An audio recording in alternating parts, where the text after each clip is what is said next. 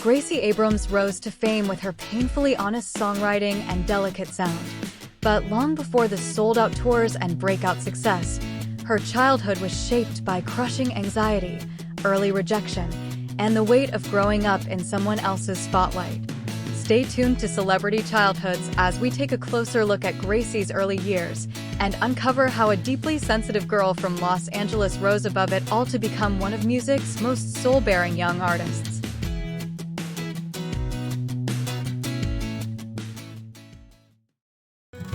Welcome back to Celebrity Childhoods. Today, we're diving into the early life of Gracie Abrams before the Eras tour, before Good Riddance, and before she became one of the most emotionally resonant voices in modern music. Gracie Abrams rose to fame with her painfully honest songwriting and delicate sound. But long before the sold-out tours and breakout success, her childhood was shaped by crushing anxiety, early rejection, and the weight of growing up in someone else's spotlight. Let's take a closer look at her early years and discover how a deeply sensitive girl from Los Angeles rose above it all to become one of music's most soul-bearing young artists.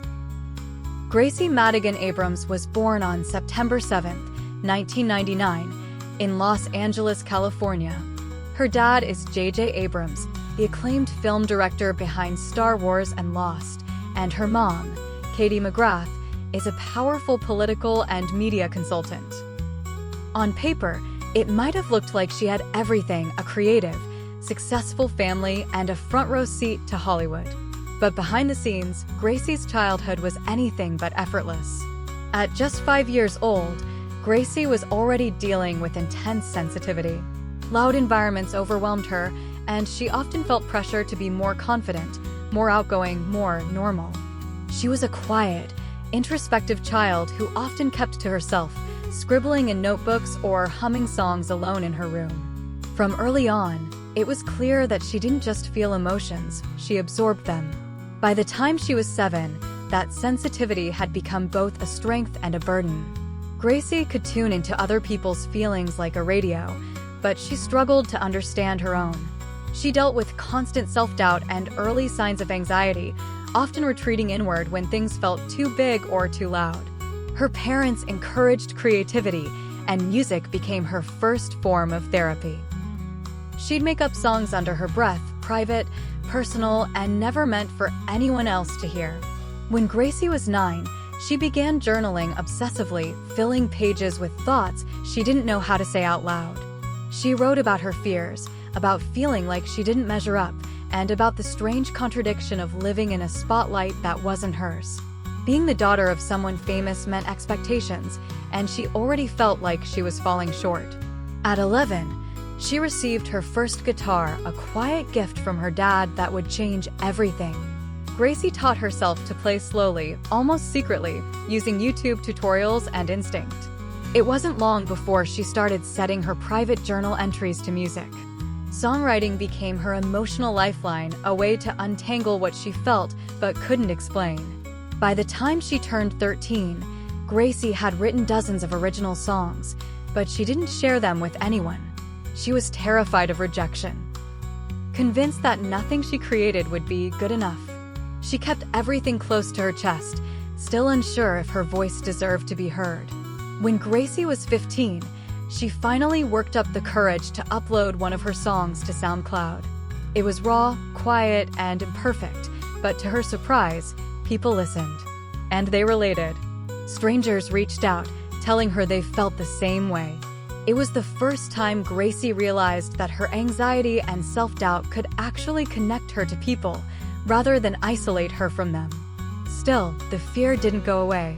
Even as her songs started gaining traction, Gracie struggled with intense imposter syndrome.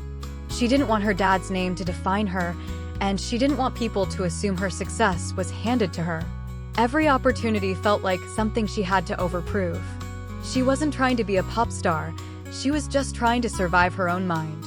At 18, Gracie released her first official single, Mean It. It was soft and stripped down, but filled with emotional weight, and it quickly caught attention for its honesty and vulnerability. Soon after, her debut EP Minor made waves in the indie pop scene, with songs like 21 and I Miss You, I'm Sorry. offering quiet, aching glimpses into her inner world. In the years that followed, Gracie kept writing, always from the heart, always afraid, but doing it anyway. Her 2023 album Good Riddance was deeply personal, covering heartbreak, guilt, and self-forgiveness with lyrics that felt like diary entries. She was no longer just someone's daughter. She was an artist in her own right.